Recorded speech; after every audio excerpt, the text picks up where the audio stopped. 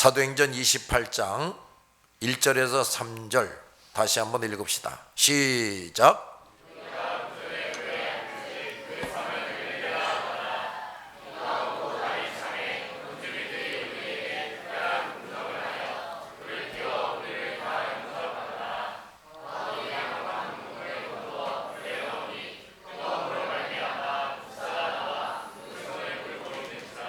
자, 우리는 지금 이 사도행전을 통해서 성령의 역사, 하나님의 섭리가 어떤 것인지를 배우고 있는데 아주 흥미진진합니다. 이걸 이제 어떤 사람들이 좀 영화로 만들어가지고 시리즈로 영화를 만들어서 좀 사람들에게 보여줄 수 있으면 참 좋겠는데 이걸 우리가 이제 앞으로 해내야 됩니다. 자, 1절 우리가 구조된 후에 안즉 그 섬은 멜리데라 하더라 그랬습니다. 멜리데는 오늘날 말타라는 섬이에요. 지금은 뭐 많이 알려지고 관광객들이 많이 가는 그런 섬인데 이 말타라는 이름의 뜻은 피난처입니다. 이 섬은 비록 육지에는 그 당시 육지에는 잘 알려지지 않았지만 오래전부터 지중해를 떠돌던 배들이 종종 이 섬을 통해서 구원받았으므로 그런 이름을 가지게 된 것 같습니다. 이 섬은 하나님의 사람 바울과 배에 탄 모든 사람들이 구조됨으로써 널리 알려지게 됩니다. 하나님은 피난처라는 이름을 가진 이 잘 알려지지 않는 섬을 하나님의 사람이 될 사람들의 피난처로 창조 때부터 예비해 놓으셨어요. 그들도 그 섬에 들어가서야 비로소 그 이름을 알게 됐습니다. 우리 하나님은 당신의 백성들이 미처 알지도 못하고 있는 동안 필요한 모든 것들을 다 예비해 놓고 계십니다. 지금까지 우리가 알고 가지고 누리는 모든 것들이 다 그렇습니다. 앞으로도 우리는 이런 하나님의 세심하고도 완전한 예비하심과 인도하심으로 생존할 것이고 우리의 사명을 수행하게 될 겁니다. 그 섬은 그동안 잘 알려지지도 않았고 그곳에 있는 사람도 극심한 미신과 우상 숭배에 빠져 있는 미개인들이었어요. 그런데 하나님의 사랑과 백성들이 들어가면서 그곳 사람들은 큰 변화와 새 삶을 얻게 됩니다. 하나님의 사람들은 이렇게 언제 어디서나 주변에 있는 사람들, 만나는 사람들에게 영육간에 크고 복된 선물을 주게 돼요. 과연 나도 그런 하나님의 사람으로 현재 살고 있는가를 생각해 보기 바랍니다. 그저 먹고 사느라고 정신없고 그저 불신자 우상숭배자 다를 바가 없이 그저 나날이 살고 있는 사람은 혹시 아닌가? 여기서 우리에게 깨닫게 해주는 것이 있습니다. 첫째, 그 섬에 있는 사람들 중에 하나님의 선택된 사람들이 있었다고 말해요. 그러자 때가 되니 하나님께서는 그들이 예수 그리스도를 믿고 구원 얻게 하시는 겁니다. 구원을 얻는데 이 바울과 그 배에 탄 사람들을 그 섬 앞에서 파손되게 해가지고 이 사람들을 통해서 구원 얻게 하시는 겁니다. 그 하나님의 섭리가 얼마나 절묘합니까?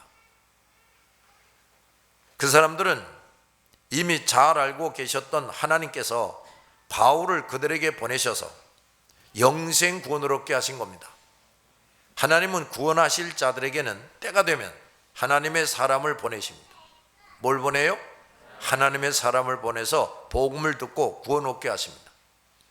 두 번째, 하나님께서는 대부분의 사람들이 알지도 못하는 미개한 사람들도 사랑하시고 구원하신다는 겁니다.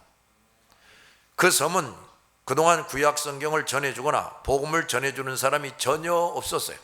그야말로 암흑의 세계였습니다. 저들은 문명의 혜택을 전혀 받지도 못했습니다. 그런데 하나님은 그들도 귀하게 여기시고 사랑하신 겁니다.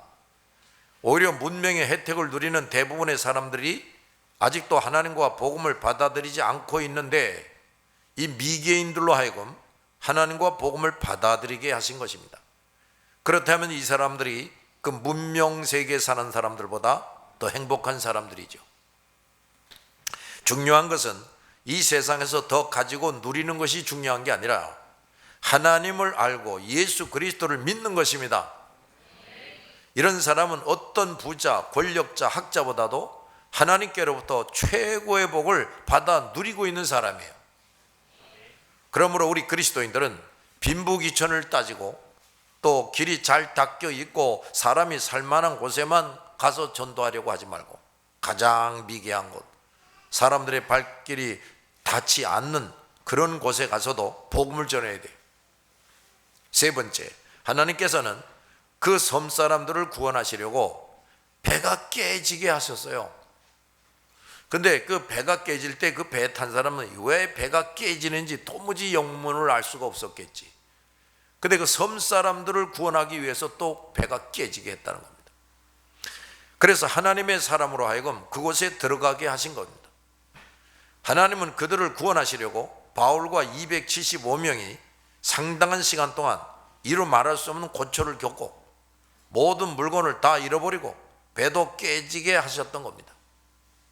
즉 그 섬 사람들은 하나님을 통해 저들이 그동안 알지도 못했고 구원하지도 않았었고 저들에게는 전혀 없는 가장 귀하고 영원한 선물, 가장 귀하고 영원한 선물을 한순간에 다 가지게 되는 겁니다. 참 신기한 거죠. 지독하게 우상만 섬기고 미개인 짐승처럼 살았던 사람들인데 하나님께서 하시는 일이 얼마나 기묘한지 모릅니다.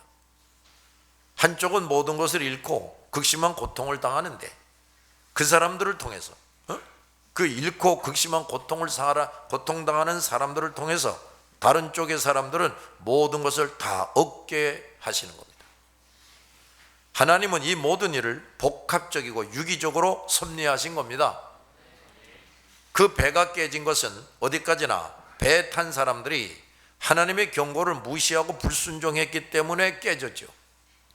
그런데 하나님은 그들이 그렇게 선택할 것조차 미리 아시고 계셔서 징벌하실 것을 결정하시는데 그 전에 말타 섬의 사람들을 구원하시기로 또한 예정하셨고 그 배가 깨지는 순간이 그 섬 사람들에게는 구원받을 때가 되도록 섭리하셨다고 말이에요. 얼마나 종합적이냐 그 말이에요. 이 하나님의 섭리가 얼마나 놀랍습니까? 하나님께서는 이렇게 하고 계심을 누가 눈치라도 챘겠어요? 그 미개인들이 눈치챘겠어요? 그 배 탔던 사람들이 눈치챘겠어요? 네 번째, 하나님은 하나님의 사람을 그 섭리의 중심에 두고 사용하셨다. 언제나 하나님을 믿는 사람, 하나님이 사용하는 사람을 하나님의 섭리의 중심에 두고 사용하시는 겁니다. 하나님은 바울로 하여금 배에 탄 사람들에게 하나님께 순종해야 함을 말하게 하셨고 그들이 불순종할 때의 결과도 사전에 분명히 알게 하셨죠. 너들 지금 계속 배가 가게 되면 다 잃어버리고 배도 깨지고 죽을 지경에 이를 것이다. 그래도 하나님은 한 사람도 죽지 않게 해주시고 하나님의 사람을 그 말타라는 섬에 들어가게 하셔서 그들도 구원하셨어요. 이 모든 일의 중심에 누가 있었냐? 하나님의 사람이 있었어요. 바울. 배후에는 하나님의 섭리가 있었던 것입니다. 이 세상에는 수많은 불순종자들 때문에 끊임없는 환난과 풍파가 있어요. 그러나 하나님은 언제 어디서나 그 중심에 하나님의 사람들이 있게 하셔서 그들을 통해서 불순종으로 벌받을 자는 벌받게 하시고 다른 사람들은 구원하게 하십니다. 그러므로 우리 그리스도인들은 하나님께서 나를 이렇게 거룩하고 영광스러운 자리에 세우시고 모든 인간사의 중심에 두고 사용하고 계심을 잊지 말아야 돼요. 그리고 바울처럼 그런 주인공 노릇, 불쌍한 사람들에게 유익을 주고 영생을 얻게 해주는 일을 세상의 어떤 일보다도 잘해야 돼요. 인류 역사의 중심에 있는 우리들이 먹고 사는 게 제일 중요하다, 공부하는 게 제일 중요하다, 아이들 키우는 게 제일 중요하다, 이래서는 안 된다 그 말이에요. 따라서 그 거룩하고 중체하다는 일을 바울처럼 끝까지 제대로 감당하기 위해서 우리는 또 뭘 받아야 되느냐? 말씀과 믿음과 성령의 충만함을 받아야 돼요. 하나님의 손이 함께하는 사람이 되어야 하고 성령의 세심한 지시와 인도를 받는 사람이 되어야 합니다. 바울이 그런 사람이었다고 말해요. 이런 사람이 되지 못하면 결코 바울처럼 원근각처에 있는 모든 사람들의 중심에 서서 하나님의 섭리를 성취하는 일꾼이 될 수가 없어요. 다섯 번째, 이렇게 사람들을 구원하시는 일에는 하나님께서 세상 만물도 사용하신다 이런 얘기. 하나님은 그 모든 섭리를 이루시기 위해서 기상, 태풍, 거센 풍랑, 두 물이 만나는 지점, 그리고 모래톱, 이걸 사용하셨어요. 하나님은 필요하시다면 지구가 태양을 도는 것을 잠시 멈추게도 하십니다. 또 바다를 갈라졌다가 다시 합쳐지게도 하시고, 흐르는 물이 끊어졌다가 다시 흐르게도 하십니다. 물이 피가 되었다가 다시 물이 되게 하시고, 막대기가 뱀이 되었다가 다시 막대기가 되게도 하십니다. 그리고 쓴물이 단물이 되게도 하십니다. 하나님은 그 모든 것들이 사람들에게 유익이 되게도 하시고 해가 되게도 하십니다. 하나님을 기쁘시게 하는 자들에게는 유익이 되게 하시고, 하나님을 괴롭히는 자들에게는 해가 되게 한다 이 말이에요. 지구와 달의 거리가 조금만 멀어지거나 가까워져도요, 또 해와 지구의 거리가 조금만 멀어지거나 가까워져도 이 지구의 사람들을 비롯해서 생물들이 생존할 수 없어요. 다 죽습니다. 이런 능력의 하나님께서는 그분이 만드신 모든 것을 선택된 자들이 예수 그리스도를 믿고 구원 얻는 일에 얼마든지 동원하시고 사용하신다 그 말이에요. 그토록 선택된 사람들은 그 어떤 것들보다도 귀하고 하나님께 가장 큰 사랑을 받는 존재들이에요. 그리고 그들을 구원하기 위해서 목숨까지 걸고 나서서 복음을 전하는 사람들이야말로 하나님께서 가장 아름답고 소중하게 여기는 사람들입니다. 그 전도자들의 발에 꼬랑내가 나지만 하나님은 그 전도자의 발을 가장 아름답게 보신다 그랬어요. 그러므로 그리스도인들이 복음을 열심히 전할 때 누구보다도 하나님께로부터 귀중히 여김을 받고 최고의 영광을 영원히 차지하게 되는 겁니다. 우리 모든 그리스도인들은 지금 내가 가진 것이 아무것도 없을지라도 땅끝까지 가서 복음을 전하라 하신 하나님의 명령을 받아들여 나가기만 하면 어떤 것도 문제가 되지 않습니다. 모든 것은 하나님께서 계획하시고 준비하시고 성취하십니다. 누가 그렇게 해요? 하나님이. 이 하나님을 전적으로 신뢰하고 나아가는 전도자는 해, 달, 별, 태풍, 바다, 모래톱, 마귀, 그리고 어떤 사람들이든지 복음 전하는 일에 도구가 된다는 것을 끊임없이 보고 체험하게 돼요. 우린 그런 걸 늘 체험합니다. 2절을 또 다시 봅시다. 비가 오고 날이 참해 원주민들이 우리에게 특별한 동정을 하여 불을 피워 우리를 다 영접하더라 그랬는데, 더 잘 번역하면 시작.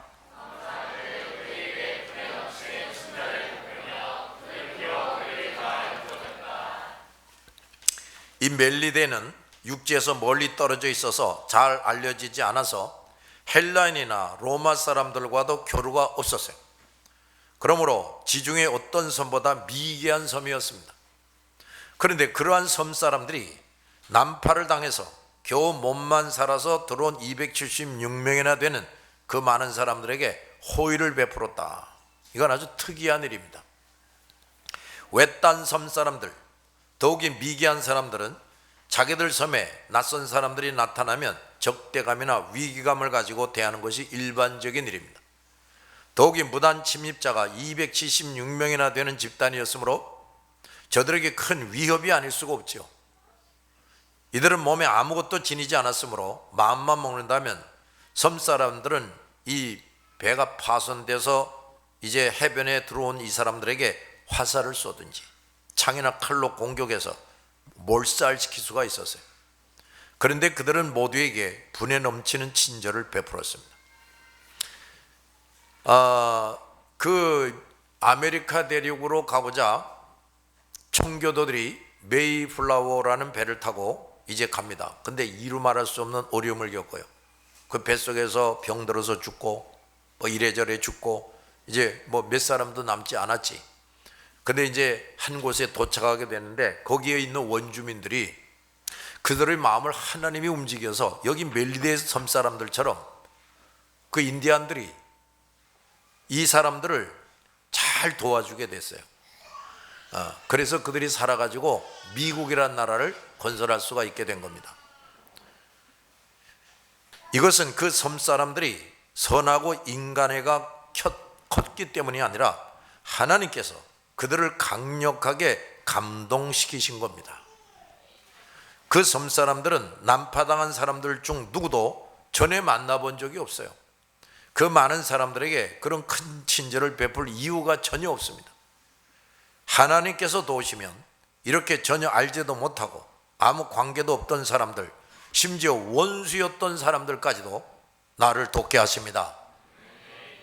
하나님께서 약속하신 대로 그들 중 한 사람도 익사하지 않았고 살아서 한 섬에 들어가게 하셨고 그 섬의 야만인들에게서도 모두 구해 주셨어요. 하나님의 약속은 이렇게 완전한 것입니다. 그러므로 우리는 하나님의 말씀, 하나님의 약속을 그대로 믿고 받아들이고 순응을 해야 돼요. 그 순응이 온전할수록 하나님의 약속 성취도 온전하게 이루어집니다. 내가 자꾸 찌그덕거리면서 순종하면 나에게 약속하신 것도 찌그덕거리면서 이루어져요. 대부분의 사람들이 하나님과 그 말씀을 믿지 않고 불응을 함으로써 저 배 사람들처럼 온갖 손실을 겪습니다. 여기서 또 우리가 깨달을 것이 있습니다. 첫째, 우리는 낯선 사람들이라도 그 섬 사람들처럼 도움을 필요로 하는 사람들을 기꺼이 도와야 한다는 겁니다. 우리가 잘 알거나 사랑하는 사람들만이 아니라 전혀 알지도 못하고 우리와 아무 관계가 없는 사람들도 도와야 돼. 더욱이 아무도 돕지 않고 있는 그런 사람들, 역경 가운데 있는 사람들을 찾아서 도와야 됩니다. 이런 사람들이야말로 예수 그리스도로 인한 하나님의 사랑을 끊임없이 누리고 있는 우리가 도울 수가 있는 거예요. 우리가 그렇게 할 수가 있는 겁니다. 그런데 우리마저 저들을 도외시하거나 찾아가서 돕지 않으면 저 사람들은 더욱더 불행 때문에 신음하게 될 것이고 주님께서 우리를 결코 칭찬하지 않을 것입니다. 두 번째, 우리보다 어려운 형편에 있는 사람들뿐 아니라 좋은 형편에 있는 사람들도 도와야 한다는 겁니다. 문명화된 사회에도 여전히 가난하고 영육간에 불쌍한 사람들이 얼마든지 있어요. 또한 물질도 있고 환경도 좋으나 영육간에 말할 수 없는 고통 속에서 점점 부패 타락하는 사람들이 얼마나 많은지 모릅니다. 오히려 문명사회에 미개한 사회보다 더 불쌍한 사람들이 많아요. 그러므로 가난하고 미개한 지역에 있는 사람들만 아니라 문명화되고 풍부한 사회의 사람들도 열심히 도와야 됩니다. 하나님이 89년도에 이 사람에게 이제 한국에서만 전도하지 말고 전 세계로 가라.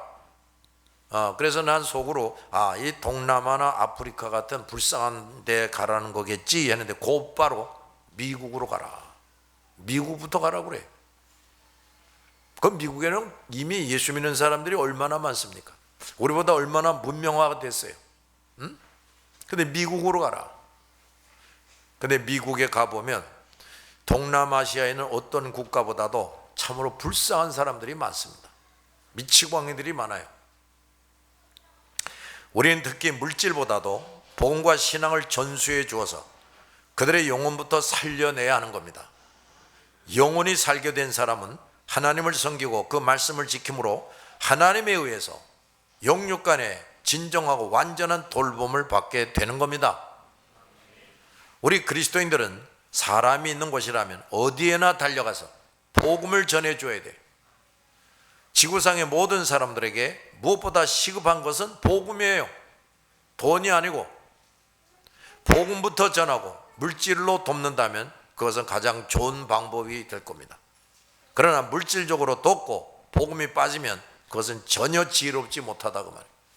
전에도 내가 설명한 적이 있는데 내가 아는 어떤 사람이 이 의사예요, 의사. 근데 이 사람이 자기 동료들을 규합해서 저 가난한 나라에 의술로 가서 봉사하겠다는 겁니다. 의사들과 간호사들을 모집해 가지고 많은 약을 가지고 가서 봉사하겠다는 거예요. 그래서 어떻게 하느냐고 물어봤더니 그냥 고쳐준다는 거예요. 그래서 내가 그럼 복음을 전하는 시간이 좀 있습니까? 그랬더니 없다는 거예요. 그러면 이 사람이 뭐라고 하냐면 그거 복음 전하고 그럴 필요 없어요. 그냥 우리가 주님의 사랑으로 그들에게 선을 베푸면 그들이 언젠가는 예수 믿겠지요. 뭐 이럽니다. 그들이 그 그룹이요. 뭐 2년인가 계속하다가 없어져 버렸어.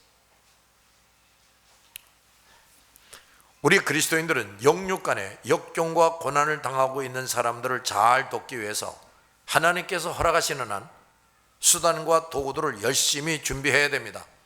그리고 기회가 왔을 때 우리의 능력을 최대한으로 쏟아부어야 돼요. 돈이고 재주고 정성이고 건강이고 그 영혼 구원하는 일에 쏟아부어야 돼요. 또 이렇게 사람들을 영육 간에 돕기 위해서 애쓰는 사람들을 볼 때 나 말고 딴 사람 보니까 나보다 더 열심히 전도를 한단 말이에요. 그런 사람을 볼 때 못 본 채 하거나 남의 일로 여기거나 또는 시기하지 말고 물심으로 최대한 도와야 된단 말이에요.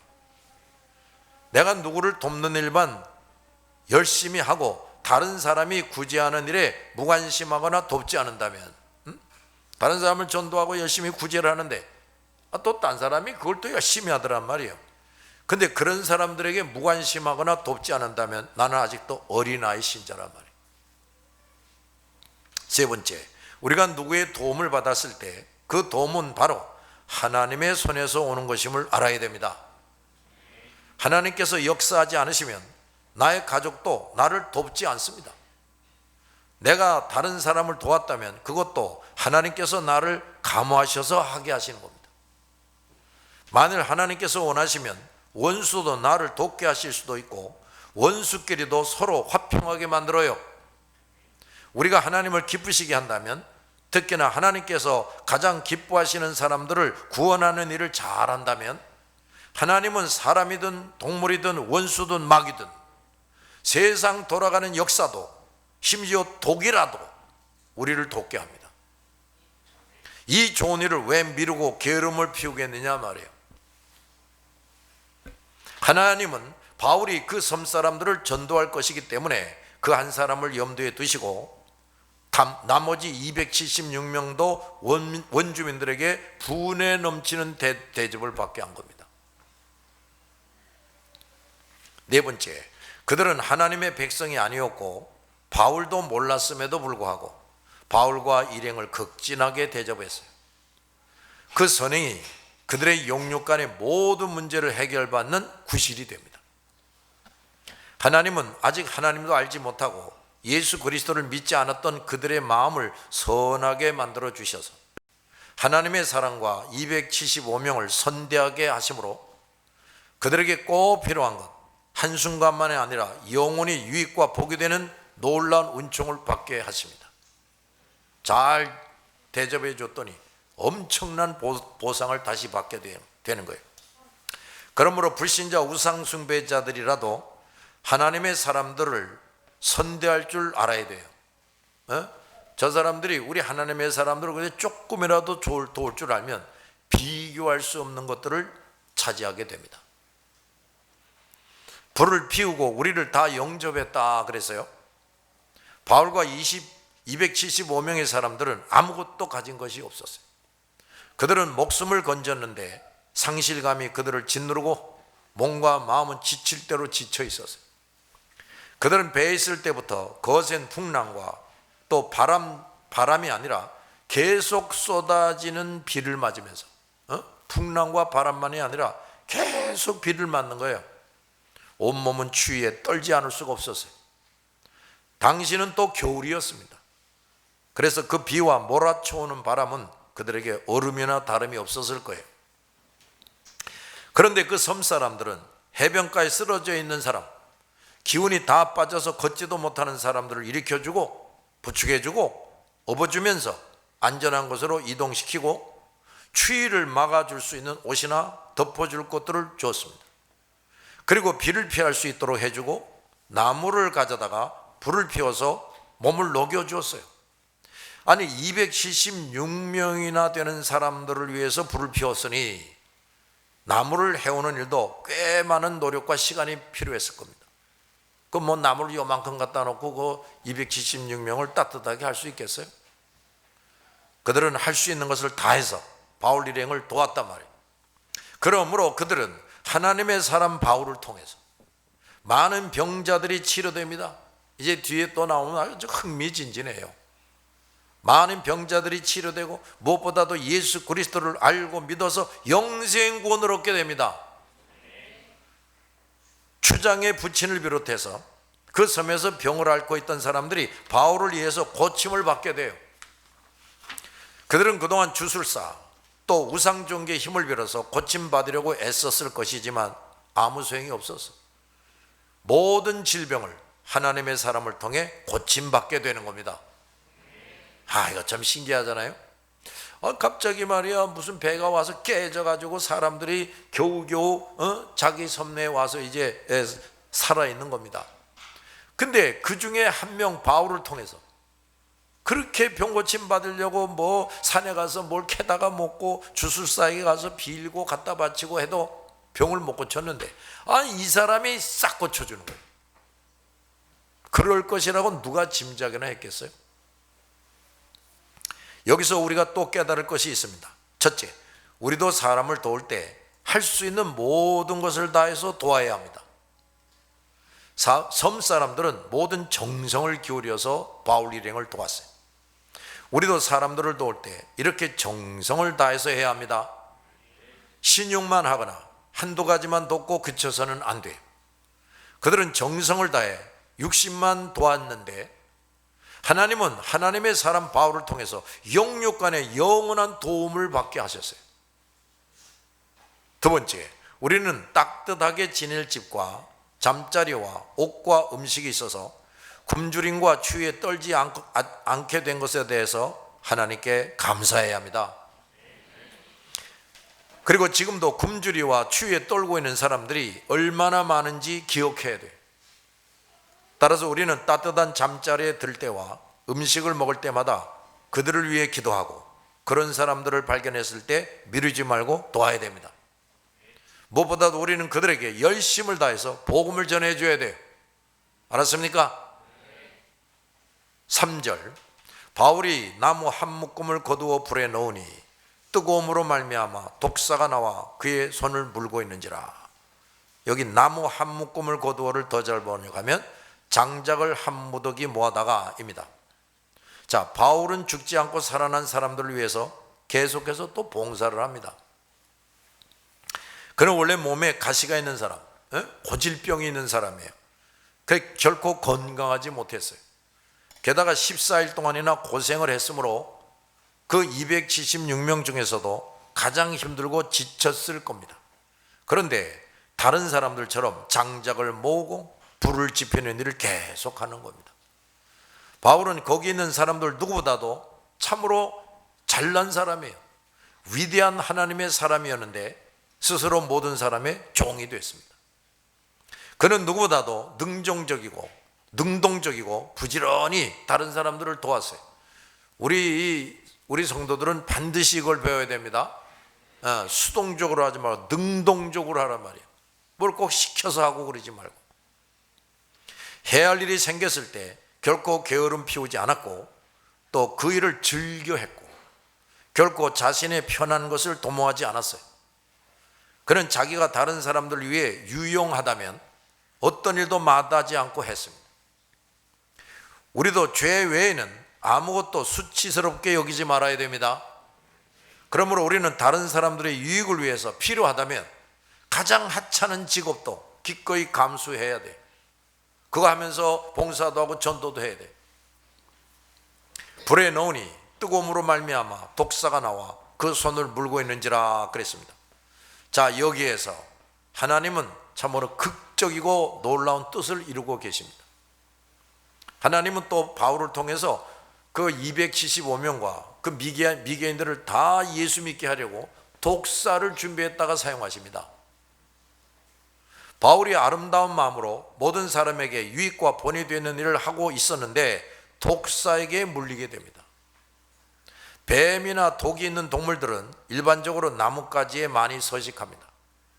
때가 겨울이었으므로 그 뱀은 어느 나뭇가지에 붙어 동면하다가 열기가 느껴지자 바울의 손을 문 겁니다. 근데 그 뱀이 말이에요, 그 어느 가지에 붙어 있는데 그 나무가 바울의 손에 이렇게 모아질 거리라고 그 뱀도 생각 못했지. 그리고 하필이면 바울의 손을 물 거라고 뱀도 생각했겠어요? 여기서도 우리가 알 것이 있습니다. 첫째, 인간의 생명을 위협하는 것들이 도처에 많이 있다는 거예요. 인간이 하나님께 범죄한 이후에 많은 동물이나 벌레들조차 인간을 해하게 됐습니다. 따라서 인간들은 언제 그 하찮은 생물들에게 해를 입을 줄 모르는 상황에 놓여 있게 된 겁니다. 그런 것들에 의해서 우리가 해를 당하지 않고 있는 것만으로도 얼마나 큰 은총인지 모릅니다. 그러나 우리가 하나님을 실망시키거나 진노하게 하면 하나님은 그 하찮은 동물 또는 벌레로 인해서 목숨을 잃게도 하십니다. 우리 목숨을 잃어버리게 하는 건 하나님 편에서는 아주 간단합니다. 아주 간단해요. 우리 이 공기에는 아주 나쁜 박테리아가 많이 떠돌아다닙니다.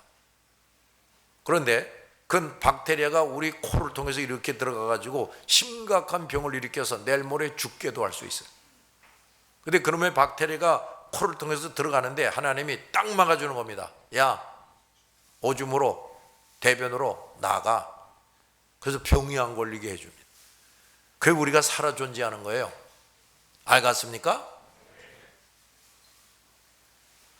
하나님께서 죄인을 벌하시는 수단은 얼마나 많은지 모릅니다. 그래서 우리가 하나님을 두려워하면서 살아야 돼요. 두 번째, 우리는 때때로 유익하게 하려는 것을 통해서 해를 당하기도 한단 말이에요. 다른 사람들을 도우려고 했는데 오히려 해를 당하기도 한다. 바울이 불을 지펴서 다른 사람들을 유익하게 하려다가 독사에게 물렸습니다. 이렇게 우리 그리스도인들이 순수한 동기로 좋은 일을 하고 하나님께 순종하다가도 해를 입는 경우들이 많이 있어요. 그러나 하나님은 놀라운 뜻을 그걸 통해서도 이루시는 겁니다. 알았어요? 하나님은 이 사건을 통해서 섬에 있는 병자들도 치료받게 해주시고, 그로 인해 섬 사람들이 하나님을 알고 예수 그리스도를 믿어 영생 구원 얻게 하셨어요. 뿐만 아니라 그 섬에 상륙한 그 배에 탔던 사람들도 이제야말로 하나님이 어떤 분이시고 하나님의 사람이 누구인지 이전보다 더 분명히 알고 하나님과 복음을 또 확실히 믿게 하시는 겁니다. 그래서 그 뱀이 바울의 손을 물게 한 거예요. 죄수의 신분이었기에 바울의 겉모습은 초라했을 겁니다. 그러나 바울이 이 사건으로 인해서 한순간에 그 모든 사람들 앞에서 가장 귀하고 신비로운 사람이 됐어요. 신처럼 됐어요. 독사는 본능적으로 바울의 손을 물고 독을 뿜었는데 바울에게는 아무런 해도 끼치지 못했습니다. 그 독 역시 하나님의 독으로 쓰여서 바울이 예사로운 사람이 아니라 하나님의 사람이요, 하나님의 권능을 보다 구체적으로 드러내고 증명해 주게 됩니다. 그런데 그 놀라운 일에 사용된 도구가 바로 뭐냐? 다른 것이 아니라 하찮고 사람들이 가장 싫어하는 독사 한 마리였다고 말해요. 이런 독사 한 마리를 사용해서 하나님이 누구이시며 하나님의 사람이 누구인지를 확실하게 보여주고 알게 하는 이 하나님, 얼마나 놀랍습니까? 그 지략과 솜씨가 얼마나 극적이고 놀라우냐 그 말이에요. 하나님은 하찮고 언짢은 존재 하나를 사용하셔서 하나님과 그 권능을 확실하게 보여주십니다. 그러니 하나님의 형상대로 창조하시고 하나님의 사람이 된 우리를 통해서 얼마나 멋있게 하나님의 영광이 나타나게 하시겠냐고 말해요. 분명히 예수 그리스도를 믿고 하나님의 사람이 되었는데 그 짐승만큼도, 뱀 한 마리만큼도 하나님과 하나님의 권능을 나타내 보이지 못한다면 얼마나 부끄러운 일이냐 말이에요. 사탄과 그 졸개들은 그 본성대로 끊임없이 하나님과 하나님의 백성들에게 해를 끼칩니다. 그러나 하나님은 그것들까지도 하나님의 뜻을 성취하는 도구로 역이용하십니다. 할렐루야. 그러므로 그것들이 아무리 하나님과 하나님의 사람들을 대적하고 괴롭히려고 해도 결코 하나님의 뜻과 그 일을 막지 못해요. 그들이 우리를 어떻게 할 수가 없습니다. 반면에 하나님의 백성이라고 하면서 하나님께 반역하고 거역하는 사람은 때로는 그 하찮은 것들에게도 해를 당하고 죽기도 합니다. 그러나 그 사람이 진정으로 회개하면 하나님은 또 그를 구해 주십니다. 하나님은 하나님께 순종하고 충성하는 사람들, 하나님께 순종하고 충성하는 사람들에게는 모든 일이 합력하여 선을 이루게 하셔서 하나님께는 영광이 되고 그 사람과 옆에 있는 사람들에게는 복이 되게 하십니다. 우리 반드시 이러한 사람들이 돼야 됩니다. 있으나마한 사람이 되면 안 돼. 기도하십시다.